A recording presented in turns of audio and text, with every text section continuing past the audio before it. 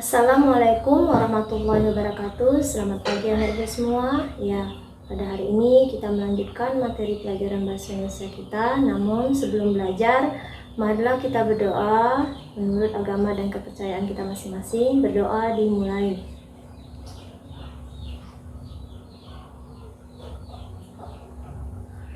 Berdoa selesai. Baiklah Ina Ibu, hari ini akan saya lanjutkan materi minggu yang kemarin berkaitan dengan surat ya.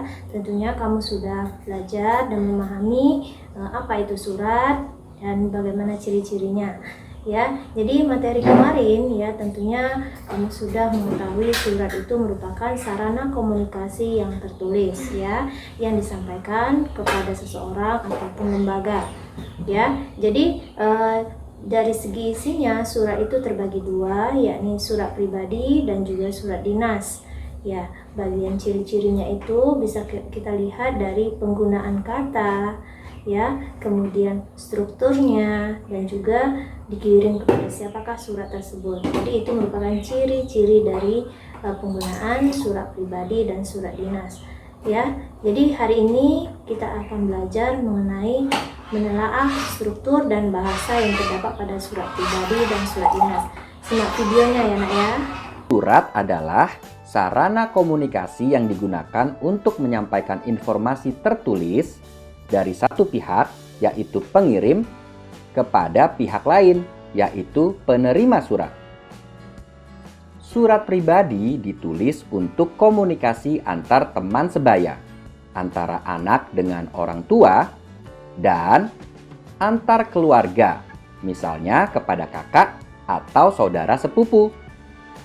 Informasinya bisa macam-macam, dapat berupa pemberitahuan, pernyataan, perintah, permintaan atau permohonan, dan laporan. Selanjutnya perhatikan bukumu yang ada di halaman 254 sampai dengan 263.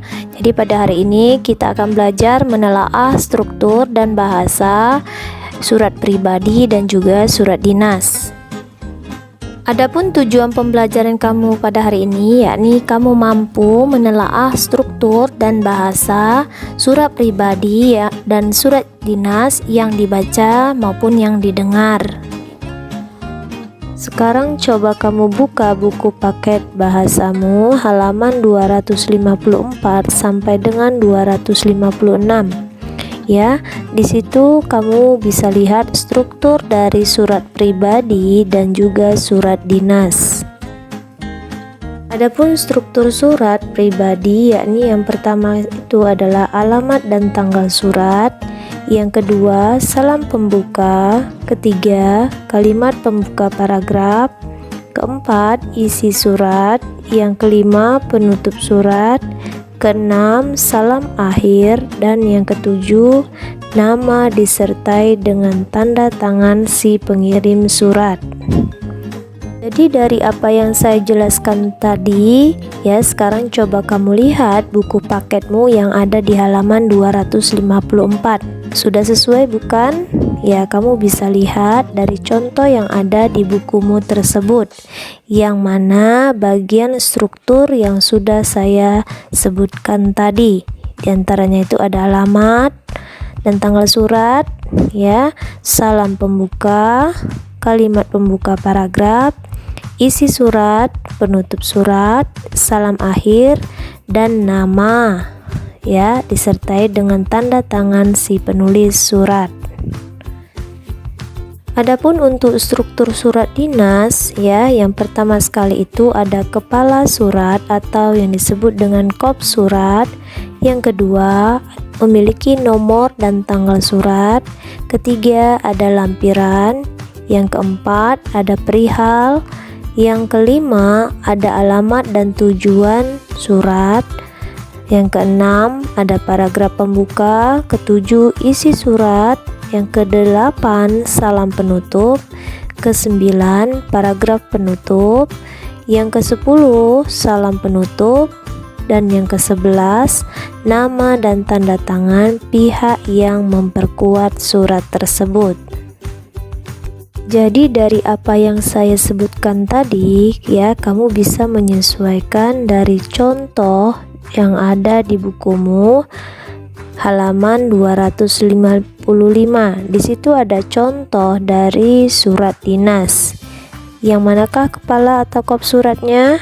Ya, tentunya di situ ada terletak di bagian atas, paling atas ya. Itu merupakan kepala atau kop surat. Yang kedua itu ada nama dan tanggal surat. Selanjutnya di situ ada lampiran berapa berkas yang diberikan. Kemudian ada perihal, jadi halnya itu mengenai apa. Selanjutnya alamat dan tujuan surat, ditujukan kepada siapa, di mana ya. Selanjutnya ada bentuk salam pembuka, paragraf pembuka, isi surat, paragraf penutup, salam penutup, dan nama disertai tanda tangan pihak yang memperkuat surat tersebut. Selanjutnya kita masuk ke bagian unsur-unsur dari surat dinas dan surat pribadi.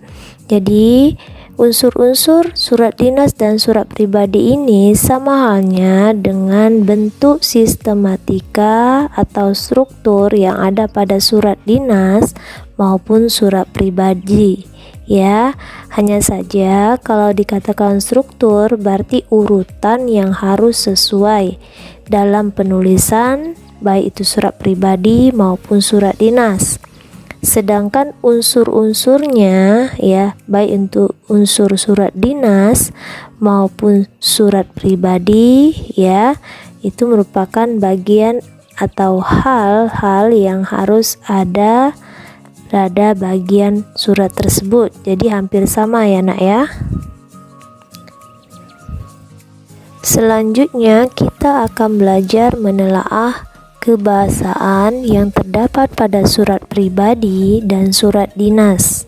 Ya, sekarang coba kamu perhatikan dari yang sudah saya jelaskan di bagian awal tadi ya. Ini ada contoh yang saya berikan ya, bagaimana bentuk bahasa surat pribadi.